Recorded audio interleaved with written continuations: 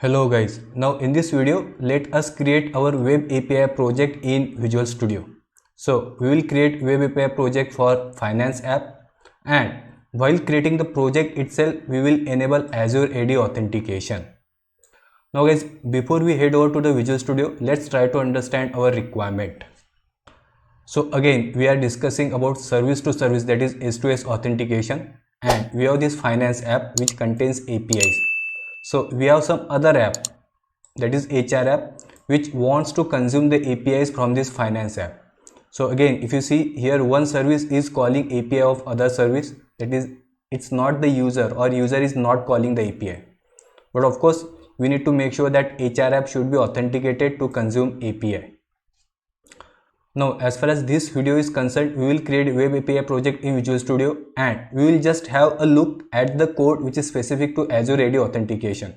Again, this is just a skeleton code, and we have not actually yet configured Azure AD Authentication. Okay, so if we run this project, it will of course say unauthorized, that is error 401. But for time being, let us disable this authentication so that we should be able to call our API.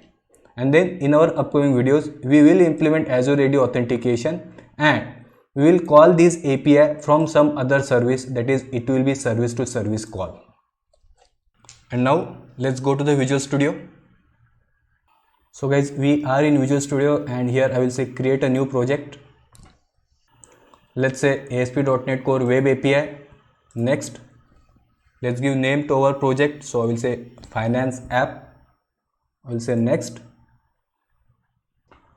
Let's unselect this HTTPS checkbox, and here under authentication type let's select Microsoft Identity Platform, and let's say create.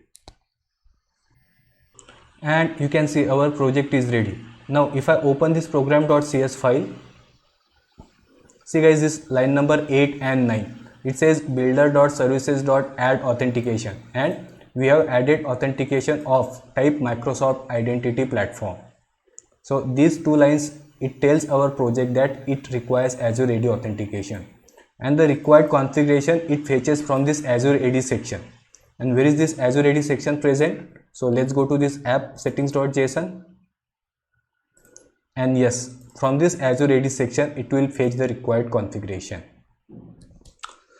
Now let me make a few changes. So as this is our finance app, so let's provide more meaningful names. So let's go to this controller, and I will right click on this weather forecast controller, and I will say rename, and here I will say finance app controller. I will say yes.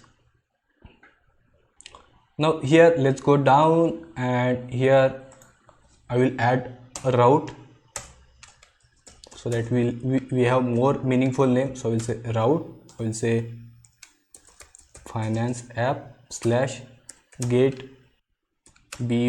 net profit.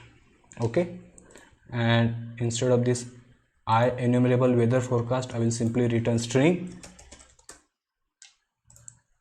and here I will say let's return some constant string. So I will say return net profit of BU is, let's say 1.4 billion. Let's save. Now let's try to run this program, and let's see what happens.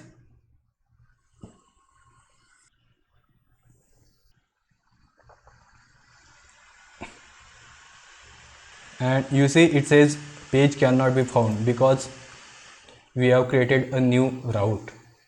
So here I will say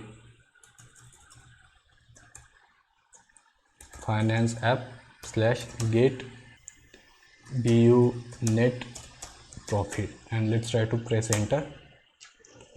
And yes, it now says 401, that is unauthorized. So it's because,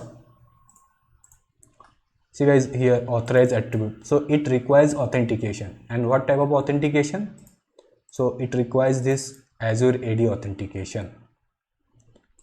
Now for time being Let's go over here, and here I will say allow anonymous. So let's save, let's stop the execution, and let's run our project again.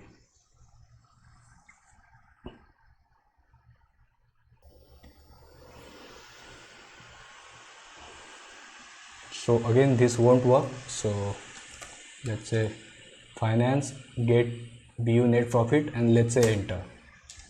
So yes, our API is now working and it returns the result. So that's it guys, as far as this video is concerned. And now in our upcoming videos we will implement Azure AD Authentication, we will generate JWT token, and then we will consume this API.